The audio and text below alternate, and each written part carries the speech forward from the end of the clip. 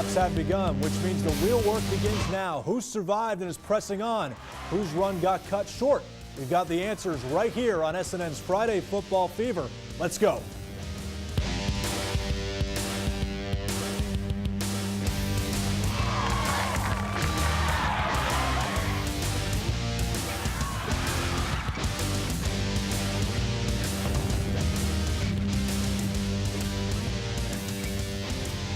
Hello everyone, Trevor DeGroat with you, welcoming you in once again to Friday Football Fever presented by our friends at Ingman Marine. 8 teams from our region have a chance at an FHSAA state championship. 3 of them earned a district championship and a home playoff game. Perhaps the best of them, the Venice Indians, undefeated as 7A District 11 champs, opening the first round with the very same team they beat last year at this stage, the South Fort Myers Wolfpack. Only this time, the gang in green have the honor playing on their home turf. Wolfpack with an impressive 9-1 record entering the game, but had no bigger task of the season than with the Indians' first drive. It's Venice quarterback Bryce Carpenter handing off to his boy, Matt Speedy LaRoche. He's had a heck of a season. He has a heck of a night. 7-0 to start off. Shortly after, the Wolfpack fumbles the football. You don't want to do that against the Indians. They're going to capitalize on that. They recover. Here we go. Carpenter, spot on all night, finds his man Javion Hiley. Indians continue the domination right there. Touchdown. Then it's Court Doss, a little change of pace here. It's not all Matt Speedy LaRoche. Court Doss has some ability. Yeah, he high steps in to the end zone. Indians defense impressing again. Sacks the QB. Another fumble gives him another scoring opportunity. Look at that domination right there. 35-0 early in this game, and then it's LaRoche again.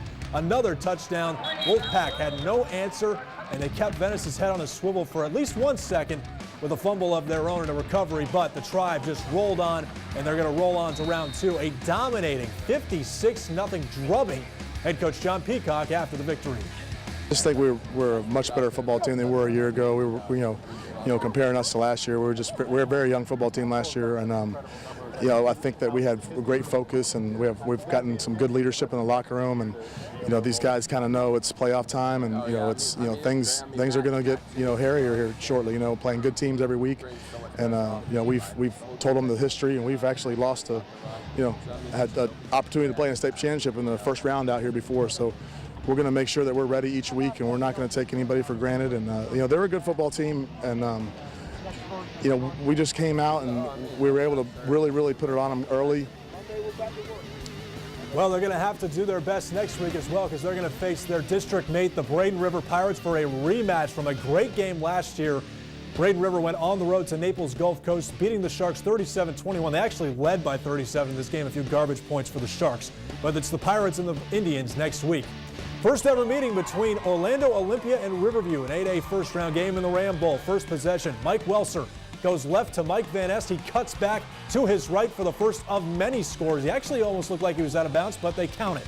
The next 2 go to Ali Boyce. He's going to break a tackle. He's going to bounce outside, and he nearly bowls over me. I was shooting this game. Look at him. He almost takes me out, but I was okay, and he's okay too. Ladies and gentlemen, next possession, Boyce turns on the Jets. A 60-plus yard sprint for a 21-0 lead. He's a fast cat, and he is a hard man to bring down, too. Defense chipped in with some big hits and on the scoring as well. Fumble recovery by Jamar Johnson. He's going to take it back to the house. Then on special teams, senior Vince Sellers kept the onslaught going with a huge punt return TD. This was all in the first quarter. Forget Rickrolled. Titans get ramrolled by Riverview, 56-25.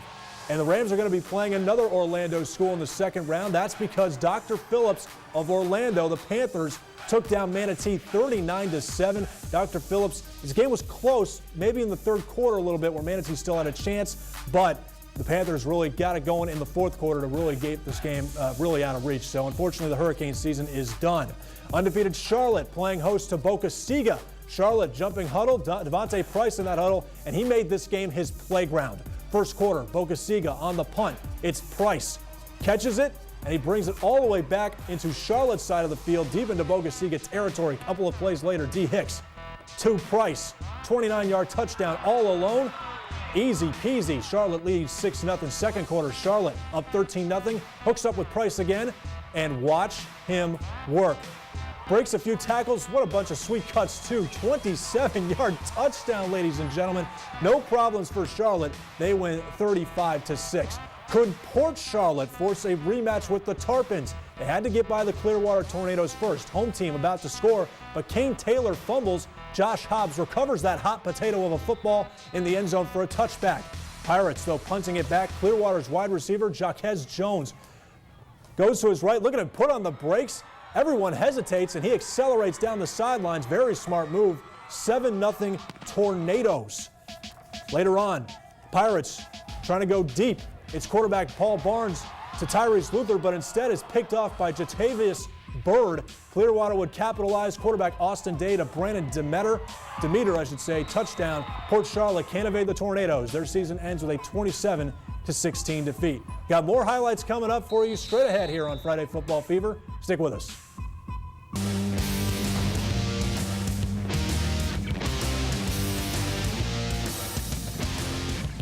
Hey everybody, welcome back to Friday Football Fever. Still got a couple games to get to. We're going to go down to Fort Myers, where the Southeast Seminoles had a chance to go on the road and upset the Dunbar Tigers. Seminoles actually got out to a 10-0 lead. We pick it up in the second quarter. Alex Taylor takes a shot, and Tyler Stevens makes a play on it. Touchdown Knowles. Southeast shocking Dunbar's crowd up 17-0, but it was the Tigers' special teams that turned this game around. Look at Seneca Millich. Looks dead to rights, but wait, he reverses field and he's got reservations for 6. He would eventually get into the end zone. Takes it to the house for Dunbar's first points of the game. After that, Seminoles score, so they have to kick off again. Tigers are grateful for that. This time it's shocking Jaquez Lewis with a touchdown return of his own. Dunbar comes back from 17 down, and they stun Southeast Seminoles 33-24. The other game we had to get to was Melbourne Central Catholic, the Hustlers, playing at home to Cardinal Mooney. It's actually reversed, folks. Cardinal Mooney loses this game 56-34. And Tristan Hillerich, actually, we heard, was injured in this game, unfortunately. So I believe an ambulance had to come to him. He was escorted to a hospital, I believe. So we hope he's okay. Doug Fernandez here for the Herald Tribune sports writer here. Yes, what's up? Boy, we had an interesting game we had on our hands. Riverview, in particular, destroying the Olympia Titans, their first ever meeting between these two teams. But what did you see between these two teams going on right now? Nothing. 56-25 was the final. It was a running clock in the second half. Pretty much Riverview did whatever they wanted to do in that first half, they were able to accomplish. Mike Welser, first play of the game, 37-yard run, set up an Allie Boyce touchdown, actually a Mike Van Ness touchdown pass. Titans were making their first playoff appearance since 12. This is the Rams' first win since 04, first win, playoff win. And they move on next week to face Dr. Phillips. A winner over Manatee. We kind of talked about this game last week that Manatee may have a little trouble stopping them, and they did, but Manatee's offense really didn't show up in this game either, which is a little disappointing for John Booth. Yeah, that was a problem all year for the Hurricanes. They really couldn't establish anything defensively, which is really what caused them to lose 3 of their games this year, and of course was their demise here in the first round. But Venice, I mean, no one's stopping them right now. But the only team that possibly could will be their opponent next week, Braden River. We're going to get to that game here coming up shortly, Doug. So stay with us. We're going to break down some of the games next week. Venice is going to be one of them against Braden River, as we said. We'll also look a bit with Charlotte and the Riverview Rams, what they have next week, coming up next on Friday Football Fever. Stay with us.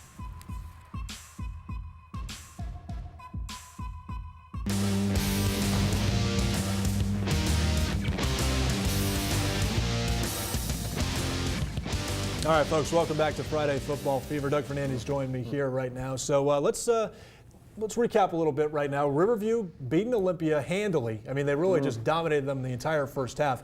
And now they're getting this Dr. Phillips team that has really shown up Manatee the last couple years in the playoffs.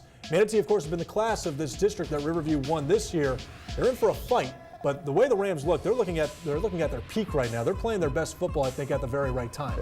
Todd Johnson has his team exactly playing at the right time. Luckily for Riverview, this game is at Riverview, at the Ram Bowl. You'd hate to go travel on the road, I-4, make that trip to Orlando. I think that's what happened tonight to this Orlando team, Olympia. On the road, they dressed on the bus. Tried an onside kick the very first play of the game, which was a bad decision. Was all downhill from there. It certainly was. And this up-tempo offense has really served the Rams well all season long. Dr. Phillips has to be ready for that. And we better get ready for Braden River Venice, because this is the showdown, maybe the class of 7A. These two teams, these two go head-to-head. It's going to be a fun, fantastic game, and I think we should be in store for another great one like we saw in the regular season. Yeah, I mean, heading into the season, we're kind of looking at these two teams would end up facing each other. in the playoffs, same as last year. This year it's a little better. Riverview gets, Venice gets the game at home. So I like the way Venice is playing. I like the way Braden River's playing. The thing is, they just played each other a couple weeks ago. That's right. So there should be a lot of familiarity. There should be. It should be a classic. And Charlotte gets the Clearwater Tornadoes. Will not be a rematch with Port Charlotte. So this should be interesting. Clearwater can run the ball a little bit and special teams as well. Very, very talented. D. Hicks, though, and this Charlotte offense really looks good. Yeah, I mean, I kind of thought it would be a rematch of Port Charlotte. Port Charlotte beat Clearwater, the exact same situation last year on the road going up there. Weren't able to pull it off this year. So now we got Charlotte's got a different opponent. Should be fun. Fun second round, Doug. Thank you very much. Thank you for joining us on Friday Football Fever. Have a good night, everybody.